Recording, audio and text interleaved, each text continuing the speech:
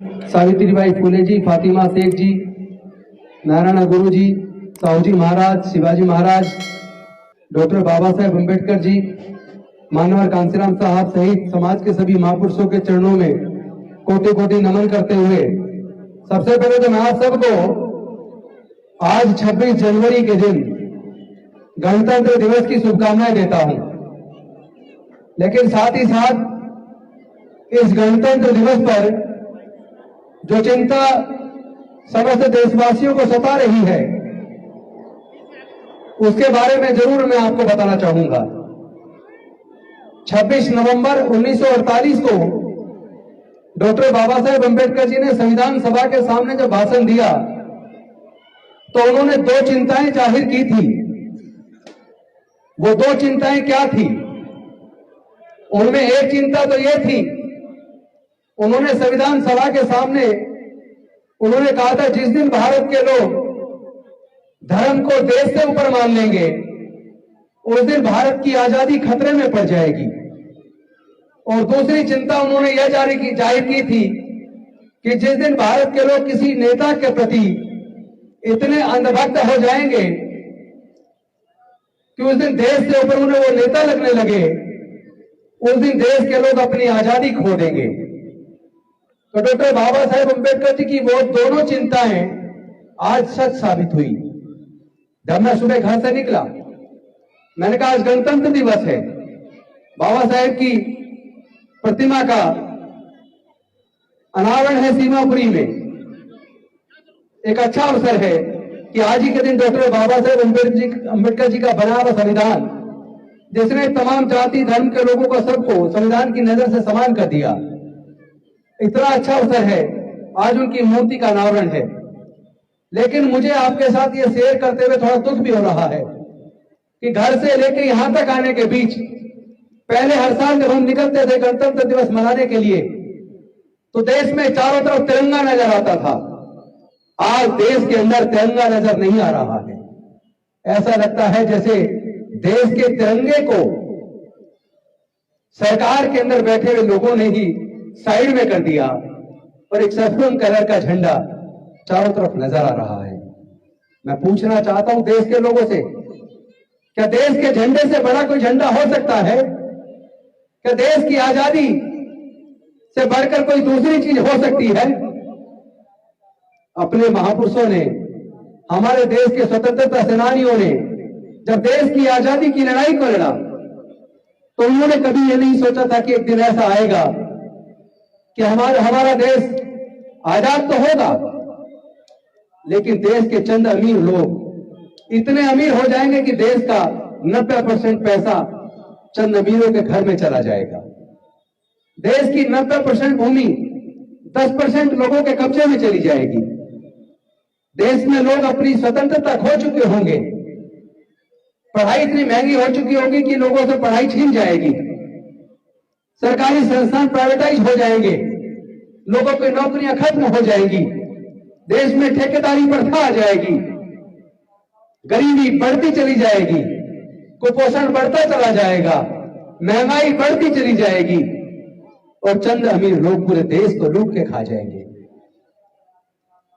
देश के स्वतंत्रता सेनानियों ने ऐसा नहीं सोचा था।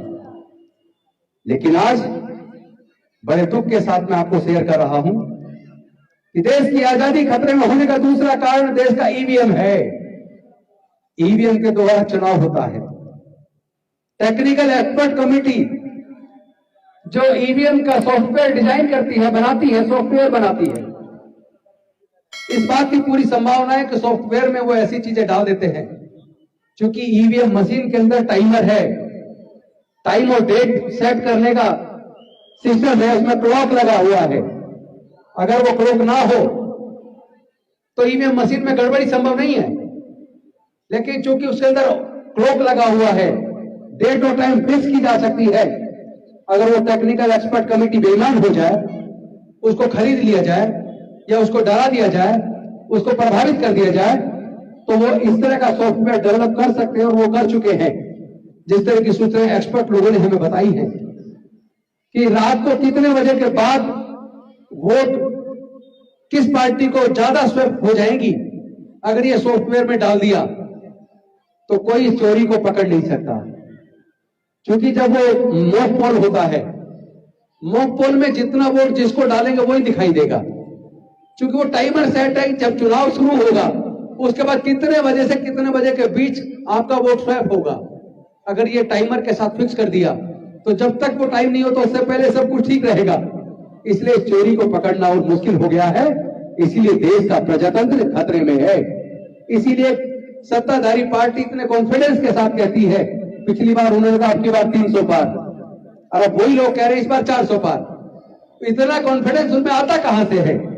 ये कॉन्फिडेंस इसलिए आता है क्योंकि वो सॉफ्टवेयर इंजीनियर, वो टेक्निकल एक्सपर्ट जो उनके अधीन है, वो लोग जैसा वो चाह रहे हैं वो वैसा रिजल्ट दे रहे हैं। और साथ ही साथ आपको याद होगा पिछले दिनों सर्वोच्च न्यायालय के मुख्य न्यायाधीश ने एक व्यवस्था दी थी कि इलेक्शन कमीशन का गठन करने की जो 3 सदस्यीय कमेटी होगी, उस कमेटी के अंदर एक देश के प्रधानमंत्री होंगे, दूसरे मेंबर लीडर ऑफ अपोजिशन होंगे और तीसरे मेंबर सुप्रीम कोर्ट के चीफ जस्टिस ऑफ इंडिया होंगे।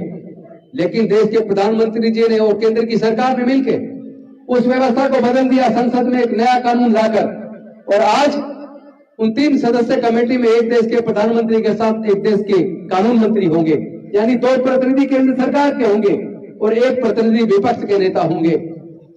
तो इलेक्शन कमीशन का गठन जो केंद्र सरकार जिसको चाहेगी उसको चुन देगी। तो ऐसे इलेक्शन कमीशन पर भरोसा क्यों करें? और जिन देशों ने ईवीएम मशीन बनाई है वो विकसित देश ईवीएम पर भरोसा नहीं करते, वो देश बैलेट पेपर से चुनाव कराते हैं। तो आखिर इलेक्शन कमीशन इतना जिद्दी क्यों हो गया है? वो इतनी जिद पे क्यों अड़ा है कि ईवीएम से ही चुनाव कराएगा? जब देश के 95% लोग, अभी एक सर्वे हुआ है उसमें देश के 95% लोगों ने कहा है कि हमें ईवीएम से चुनाव नहीं चाहिए, हमें बैलेट पेपर से चुनाव चाहिए। तो आखिर इलेक्शन कमीशन ऑफ इंडिया देश के लोगों की बात को क्यों नहीं मान रहा है? मैं समझता हूं इसीलिए देश की आजादी खतरे में आ गई है। देश का पूरा पैसा चंद पूंजीपति घरानों के घर जा रहा है। तो आज मैं इस अवसर पर एक तरफ आपको रिपब्लिक डे पर शुभकामनाएं भी दे रहा हूं, साथ ही साथ आपसे एक आह्वान भी कर रहा हूं कि देश को प्रजातंत्र को बचाने की जिम्मेदारी वो सरकारें नहीं निभाएंगी जो सरकारें हमारे इस देश के प्रजातंत्र को खत्म कर रही है, संविधान को खत्म कर रही है। इसीलिए देश के प्रजातंत्र को बचाने की जिम्मेदारी, देश के संविधान को बचाने की जिम्मेदारी भारत के एक लोगों को खुद लेनी होगी। हमें ये जिम्मेदारी खुद अपने हाथों में लेनी होगी। हमें सरकार पर भरोसा करने की बजाय खुद उठकर अपने देश के संविधान को, प्रजातंत्र को बचाने के लिए सड़क पर उतरना होगा। इसलिए हमने आह्वान किया है कि हम लोग ईवीएम से चुनाव नहीं होने देंगे, हमें बैलेट पेपर से चुनाव वापस चाहिए। हम किसी भी सूरत में देश की स्वतंत्रता को खतरे में नहीं डालने देंगे। हम देश के लोकतंत्र को बचाएंगे, हम देश के संविधान को नहीं बदलने देंगे, और हम देश के अंदर सैफरन कलर के झंडे की बजाय तिरंगे झंडे को वापस एक एक घर तक पहुंचाएंगे। ये हमारा संकल्प है। हम किसी भी सूरत में भारत की आजादी को खतरे में डालते हुए नहीं देख सकते। हम किसी भी सूरत में उस सपने को खत्म होते नहीं दे सकते जिस सपने को डॉक्टर बाबा साहब अम्बेडकर जी ने और हमारे स्वतंत्रता सेनानियों ने और हमारे संविधान निर्माताओं ने देखा था। इसलिए हम सब, हमारी और आपकी सबकी जिम्मेदारी है कि हम सब मिलकर देश की आजादी को भी बचाएं, देश की स्वतंत्रता को भी बचाएं, देश के संविधान को भी बचाएं और लोगों के मौलिक अधिकारों को भी बचाएं। क्योंकि आज तो देश के लोगों का मौलिक अधिकार खत्म हो रहा है, लोगों के बोलने की आजादी खत्म हो रही है, बोलने मात्र पर लोगों को जेल में डाल दिया जाता है। लेकिन हम ना डरेंगे, ना झुकेंगे, ना बिकेंगे। हम देश की आजादी और देश के लोकतंत्र को बचाने के लिए अगर अपने प्राणों की कुर्बानी भी देनी पड़े तो हम देंगे। बस इन्हीं शब्दों के साथ मैं अपनी वाणी को विराम देता हूं। आप सबको धन्यवाद करता हूं और ये बाबा साहब की सुंदर प्रतिमा जो आप लोगों ने लगाई है उसके लिए मैं आप सबको शुभकामनाएं देता हूं, बधाई देता हूं। बहुत बहुत धन्यवाद। उधर हमारे निगम पार्षद रमेश बिसाइया जी बैठे हैं, मैं निवेदन करूंगा कि वो भी मंच पर आ जाए। हमारी दूसरी निगम पार्षद निगम हमारी मोहिनी जिनवाल जी बैठी है, अभी हम लोग उनको भी सुनेंगे। और मैं समझता हूं कि राजनीति आती रहेगी, जाती रहेगी, कुर्सियां आती रहेंगी, जाती रहेगी, लेकिन ये देश रहेगा, ये समाज रहेगा। इस समाज के हक अधिकार सुरक्षित रहना बहुत जरूरी है। हम सब लोग मिलकर अपने लोगों के अधिकारों को सुनिश्चित करेंगे। धन्यवाद। जय जय जय जय जय भीम, जय जय जय जय जय भीम, जय जय जय जय जय भीम, जय भारत, जय संविधान। शुक्रिया।